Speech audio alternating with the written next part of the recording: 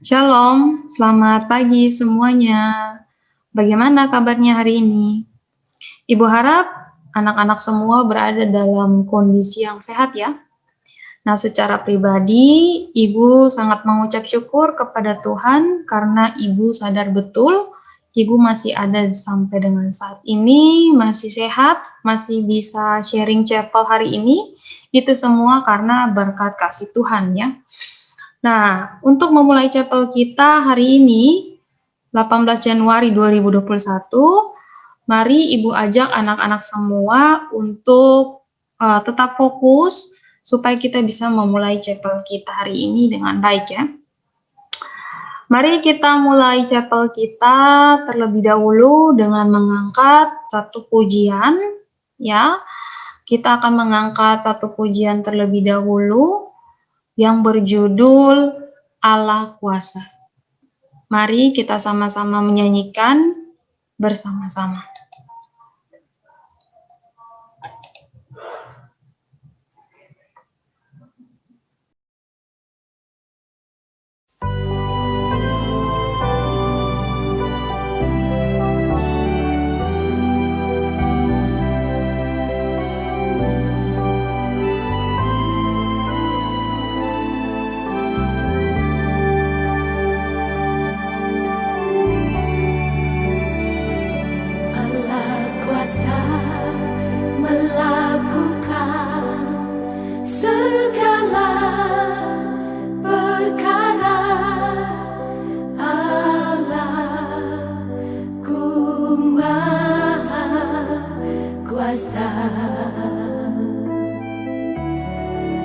Dia ciptakan seisi dunia, atur segala masa. Allah-Ku Maha Kuasa. Allah kuasa melakukan segala perkara. Allah-Ku Maha Kuasa. Dia ciptakan seisi dunia, atur segala masa. Allah-Ku Maha Kuasa.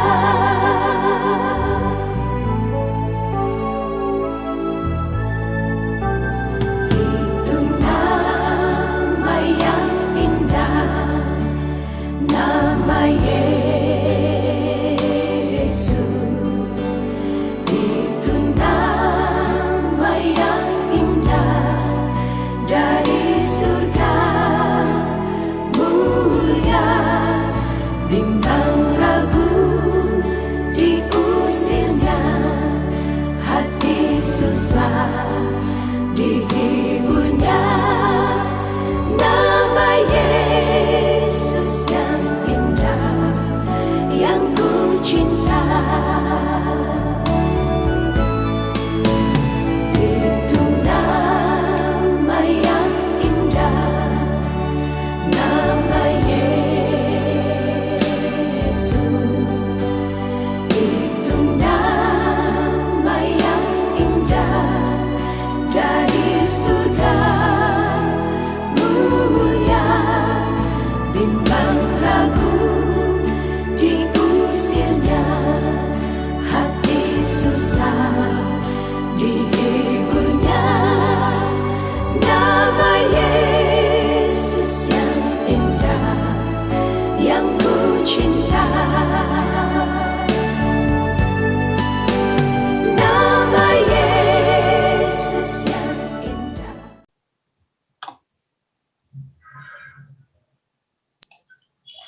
Baik, mari kita sama-sama menghadap Tuhan di dalam doa. Kita berdoa.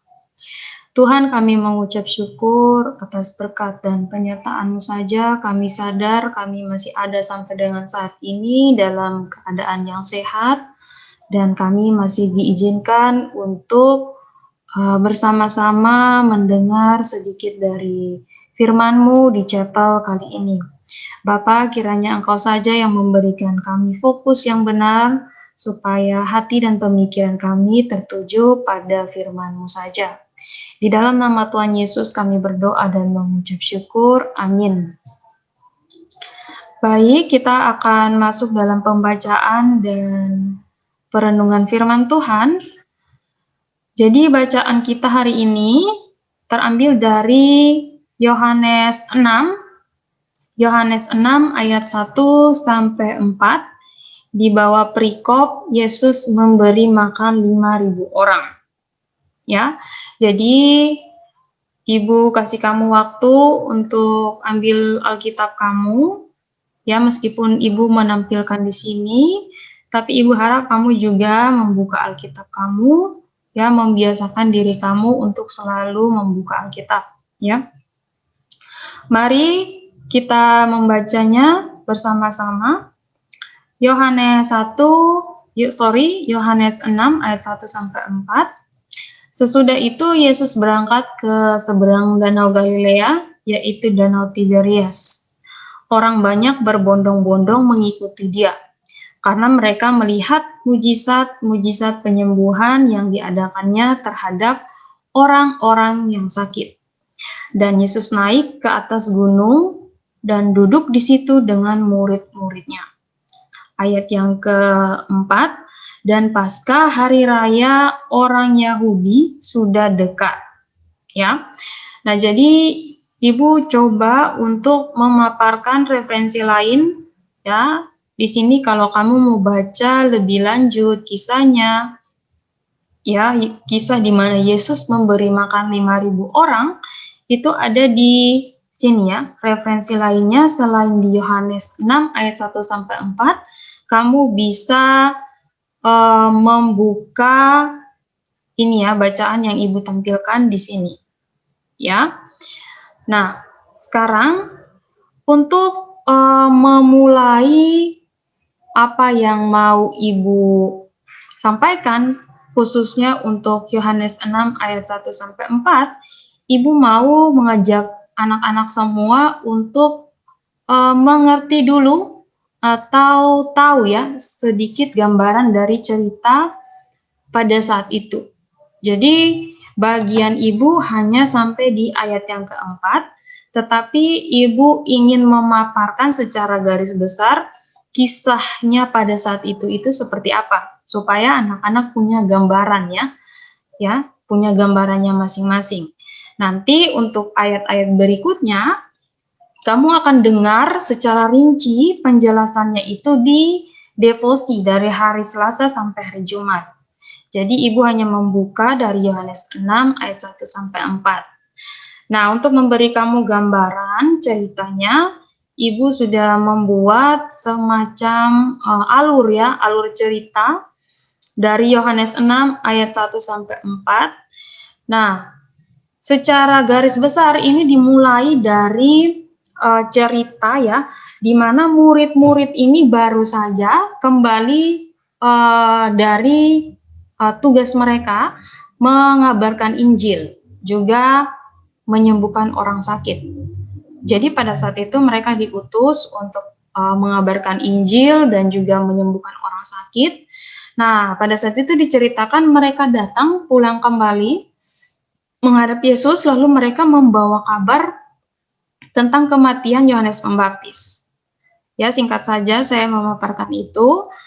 Berlanjut pada kisah yang kamu lihat di nomor 2 ini, setelah mendengar kabar itu, Yesus memutuskan ya untuk pergi mengasingkan diri menggunakan perahu, ya.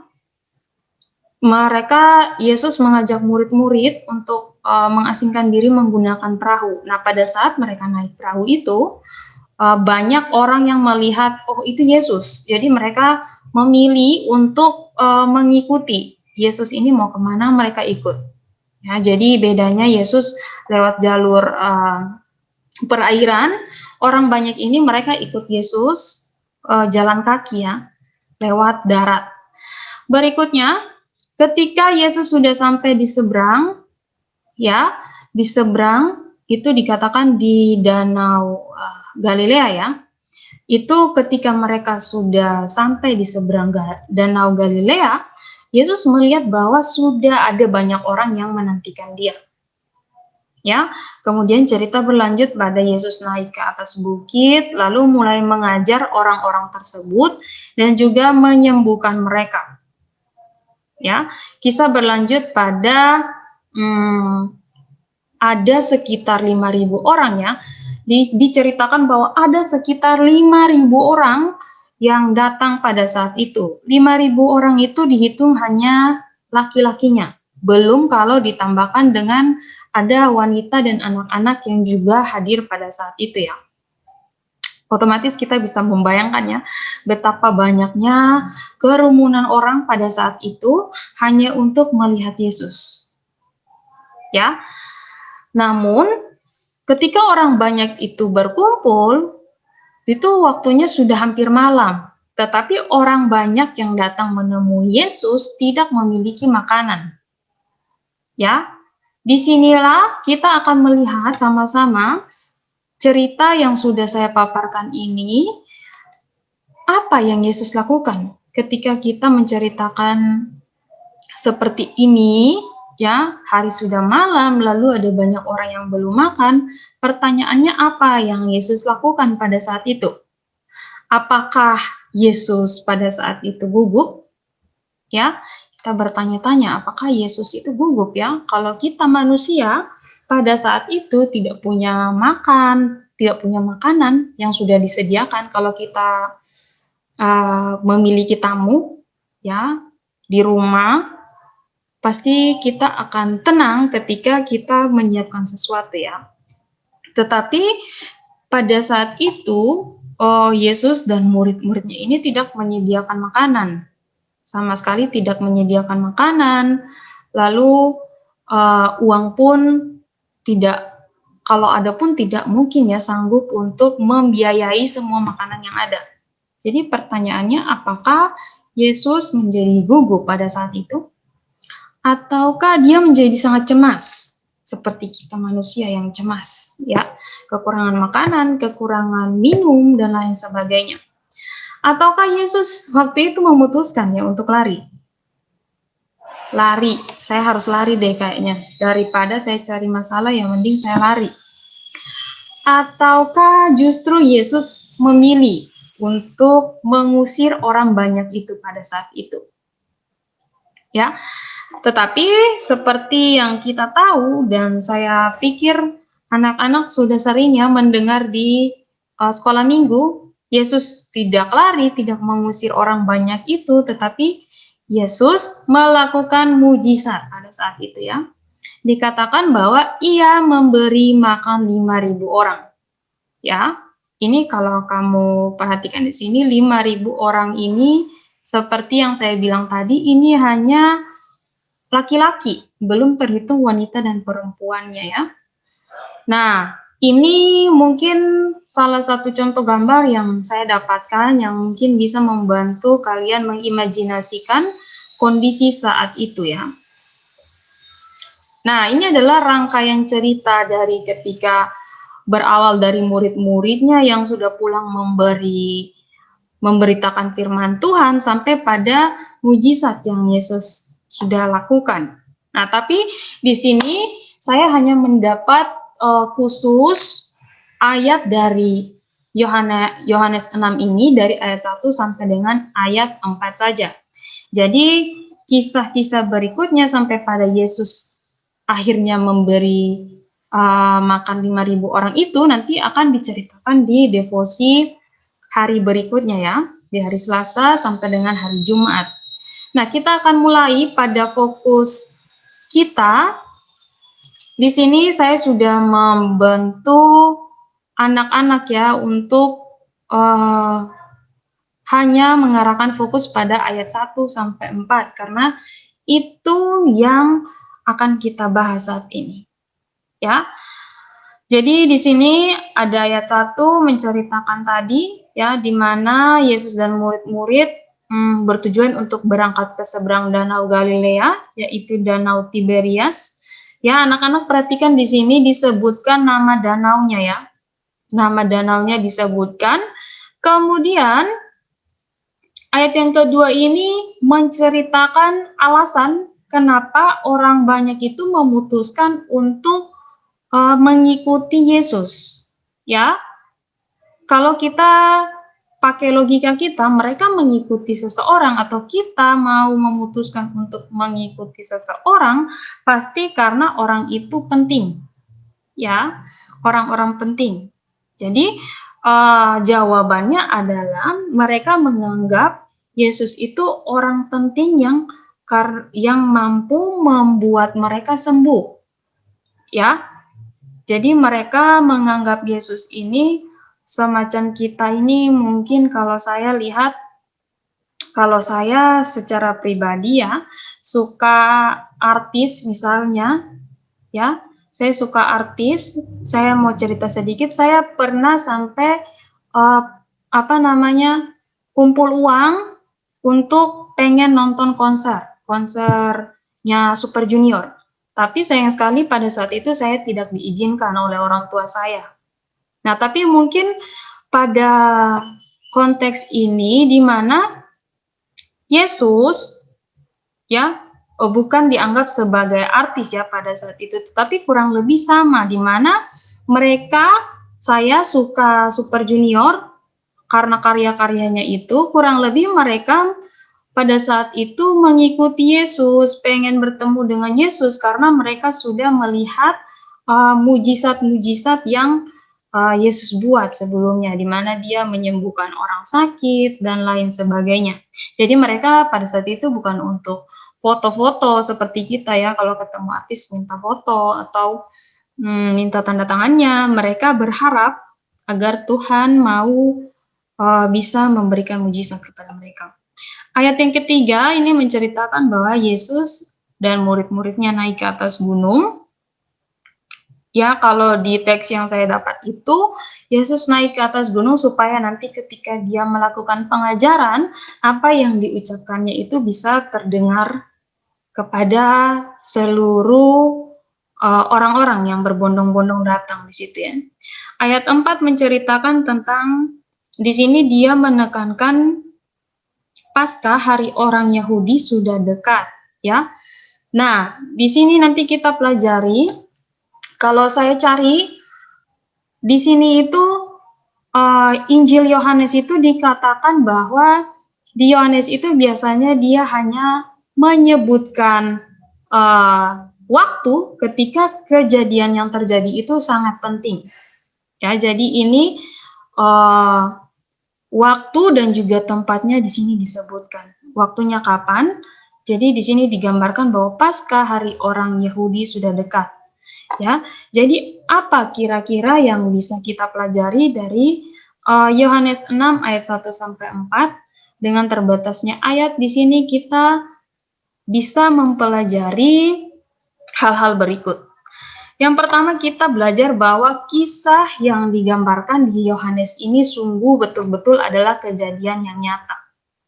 Ya, kejadian yang nyata. Kalau kamu belajar fakta, fakta itu ditandai dengan ketika di dalam teks itu diungkapkan nama tempatnya, ya, nama tempatnya, nama orang-orangnya. Ya, di situ juga disebutkan ada beberapa murid Tuhan Yesus ya yang disebutkan namanya di kisah itu. Selain nama danau itu juga digambarkan di sini waktu terjadinya. Mungkin di Alkitab itu tidak dikonkretkan tanggal berapa, sekian dan lain sebagainya, tetapi di situ sudah cukup untuk menggambarkan bahwa kisah itu terjadi pada saat sudah mulai mendekati Paskah. Ya, nah ini saya kasih info sedikit ya, kalau Danau Galilea ini, kalau kamu baca di Bilangan 34 ayat 11 itu juga disebut dengan Danau Kineret. Lalu kalau di Lukas, biasanya itu disebut dengan Danau Genesaret. Ya, jadi dari kisah yang tadi kita belajar bahwa kisah Yesus melakukan mujizat, ya, memberi makan 5.000 orang itu adalah fakta yang sudah terjadi. Ya. Kemudian kita belajar yang kedua, apa yang kita pelajari yaitu tentang mujizat. Ya, kalau kamu fokus, ayat yang kedua saya ulangi, ini berfokus pada mujizat yang dilakukan oleh Yesus. Ya, sehingga alasan dari orang banyak datang itu adalah untuk menerima mujizat yang akan Yesus berikan bagi mereka, ya. Nah, untuk itu saya akan mulai terlebih dahulu dengan definisi dari mujizat. Mujizat sendiri adalah di sini dikatakan adalah perbuatan adikodrati. Nah, saya coba search, ya. Adikodrati itu dikatakan nama lainnya adalah supranatural. Supra berarti atas dan natur yang berarti alam. Adalah sebutan untuk kejadian yang tidak bisa dijelaskan dengan hukum alam atau berada di atas dan di luar alam. Ya. Berikutnya, apa yang bisa kita pelajari adalah mujizat berfungsi sebagai tanda kekuasaan ilahi. Ya, berfungsi sebagai tanda kekuasaan ilahi. Di sini di dalam Injil Yohanes, mujizat yang dilakukan disebut sebagai tanda. Fungsinya adalah untuk membawa orang semakin mengenal siapa dia sesungguhnya. Ya, jadi tujuannya Yesus melakukan mujizat di Yohanes ini dikatakan agar orang-orang itu semakin mengenal siapa dia sesungguhnya. Ya, kemudian ada dari Markus, Lukas, dan juga Kisah Para Rasul. Di situ kalau kamu baca-baca, di situ mujizat yang dilakukan Tuhan mengungkapkan kasih Kristus yang penuh dengan belas kasihan. Ya, seperti itu. Kemudian di Yohanes ini juga selain untuk membawa orang semakin mengenal siapa Yesus, di sini di Yohanes 2 ayat 23, Yohanes 5 ayat 1 sampai 21 dan lain-lainnya itu, di sini mujizat itu bersaksi tentang Yesus Kristus sendiri, membuktikan kebenaran dari pesannya dan identitasnya sebagai Kristus dari Allah. Ya, Kristus sebagai anak Allah. Ya, mujizat menandakan bahwa dialah Yesus Kristus, ya, yang diutus oleh Allah sendiri, ya, memperkenalkan identitasnya. Nah, sehingga konsekuensi logisnya ketika Yesus mampu melakukan mujizat yang tadi dikatakan supranatural, ya, sesuatu hal yang tidak bisa dijangkau oleh akal manusia, kita bisa menyimpulkan bahwa konsekuensi logisnya ketika Yesus mampu melakukan mujizat, kita bisa menyebut bahwa Yesus adalah Allah yang berkuasa. Ya, Yesus adalah Allah yang berkuasa. Sebagai konsekuensi logis, dia mampu melakukan sebuah kekuasaan ilahi. Ya. Nah, tetapi di sini yang mau Ibu ajak kita sama-sama berpikir adalah tentang bagaimana seharusnya fokus kita yang benar dalam memandang kuasa Yesus. Oke, kita semua tahu bahwa Yesus adalah Allah yang berkuasa. Tetapi bagaimana seharusnya kita memandang kekuasaan Yesus itu? Ya, seharusnya ketika kita tahu bahwa Yesus adalah Allah yang berkuasa, kita memiliki hati yang mau menyembah Yesus, menyembah Dia sebagai Mesias. Ya, kalau kamu belajar, kamu sudah tahu Mesias itu, ya, Mesias adalah Yesus itu sendiri yang datang ke dunia untuk menunaikan misi Allah Bapa untuk menyelamatkan manusia. Ya, jadi di sini Ibu mau mengajak kita untuk tidak hanya tahu kalau Yesus adalah Allah yang berkuasa. Lalu bagaimana kita seharusnya memandang Yesus yang berkuasa itu? Seharusnya kita menyembah Dia sebagai Mesias dan kita berfokus pada pribadinya itu, pribadi yang mampu menyelamatkan kita itu, dan percaya padanya bahwa Dia mampu memberikan kita jaminan keselamatan yang kekal. Dia Allah yang sudah turun menjadi manusia, ya, dan kita wajib untuk menyembah Dia. Bukan pada apa yang diberikannya kepada kita. Kamu perhatikan di sini ya. Jadi yang mau Ibu bilang secara simpel adalah mari kita berfokus pada pribadi Yesus. Ya, bukan pada apa yang diberikannya kepada kita.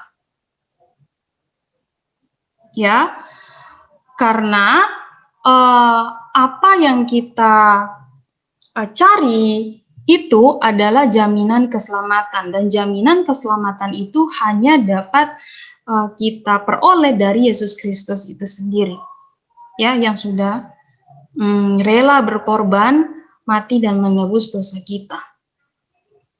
Sehingga fokus kita bukan pada apa yang diberikannya kepada kita. Nah, ini ada beberapa cara pandang yang salah ya dari orang banyak pada saat itu, di mana mereka pada saat itu mereka mengikuti Yesus sebagai apa ya? Mereka belum memandang Dia sebagai Mesias yang datang ke dunia untuk menyelamatkan orang-orang yang percaya. Jadi mereka hanya memandang Yesus, oh kalau ibu pikirkan ya, mungkin mereka itu hanya memandang Yesus, oh Dia ini orang yang mampu membantu saya, membantu kehidupan sehari-hari saya, dan juga membebaskan saya dari kejahatan-kejahatan yang ada. Nah, jadi orientasi mereka ini adalah berdasarkan pada diri mereka sendiri. Ya. Nah, ini kalau kamu baca dari ayat 6 sampai selanjutnya itu baru jelas. Tapi kalau dari hanya ayat 6 sampai ayat 1 sampai 4 itu belum digambarkan dengan jelas. Ya, tapi Ibu pengen memberitahu kalian supaya fokus pribadi kita adalah kepada Kristus sebagai Mesias dan bukan pada apa yang diberikannya kepada kita. Sehingga orientasi kita bukanlah pada kepentingan kita sendiri. Ya, orientasi kita seharusnya menuju pada pribadi Kristus itu sendiri. Nah, ini semakin dikuatkan, jadi orientasi mereka yang salah itu, cara pandang mereka yang salah itu akan digambarkan jelas nanti di ayat 26 dan 27. Ya, di sini Ibu singgung sedikit saja ya, karena kamu mencari aku bukan karena kamu telah melihat tanda-tanda, melainkan karena kamu telah makan roti itu dan kamu kenyang. Ya.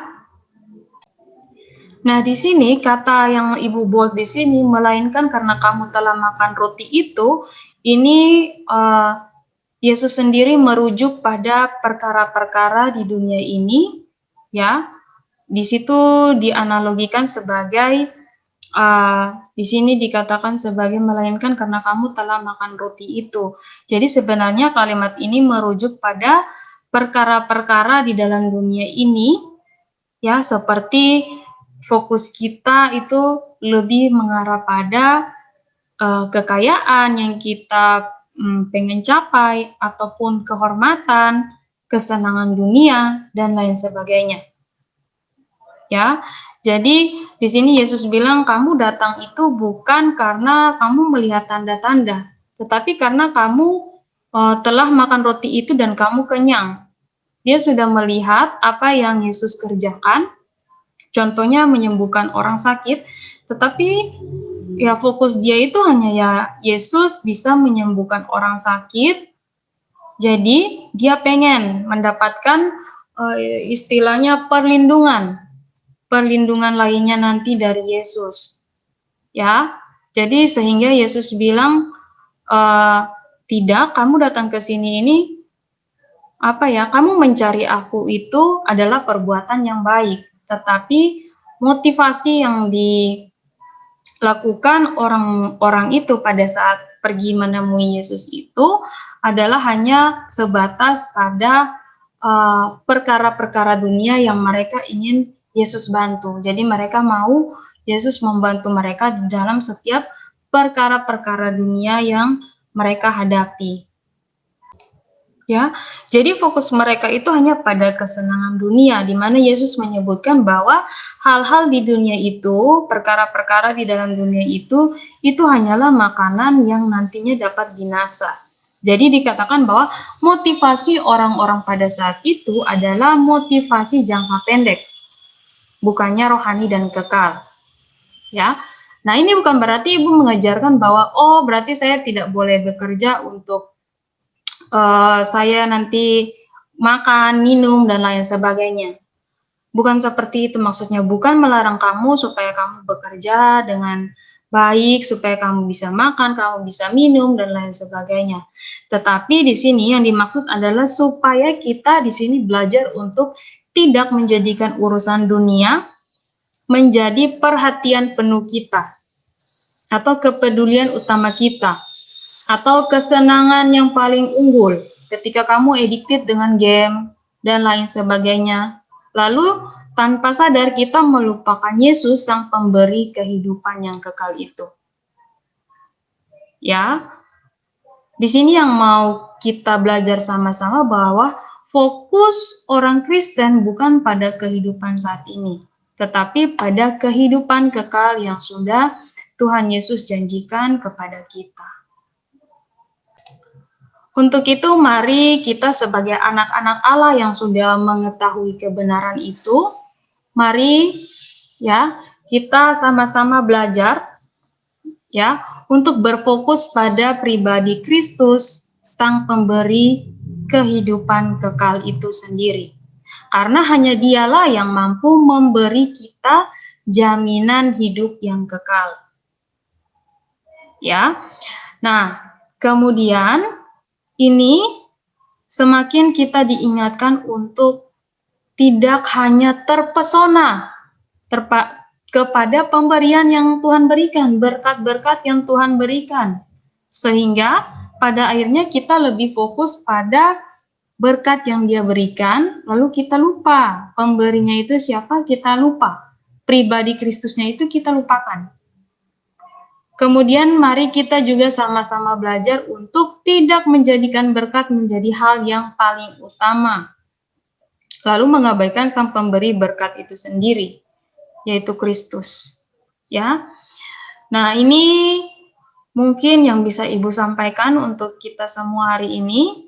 Ini adalah beberapa pertanyaan refleksi yang mungkin coba bisa kita sama-sama untuk renungkan. Mari kita menutup chapel kita hari ini dengan berdoa. Mari berdoa. Tuhan, terima kasih atas penyertaan-Mu. Kami bisa mengikuti chapel dengan baik. Kiranya apa yang kami dapat dan sesuai dengan kebenaran-Mu boleh kami ingat. Tetapi jika ada yang melenceng dari kebenaran-Mu, biarlah kami lupakan. Di dalam nama Tuhan Yesus, kami juga menaruh seluruh kegiatan kami berikutnya. Kiranya Tuhan yang pimpin, Tuhan yang sertai, dan Tuhan yang memberi kami semua kekuatan. Dalam nama Yesus kami berdoa, amin. Untuk yang terakhir, Ibu mau mengingatkan untuk anak-anak semua, jangan lupa mengirimkan catatan chapelnya kepada guru agamanya masing-masing. Terima kasih, Tuhan Yesus memberkati.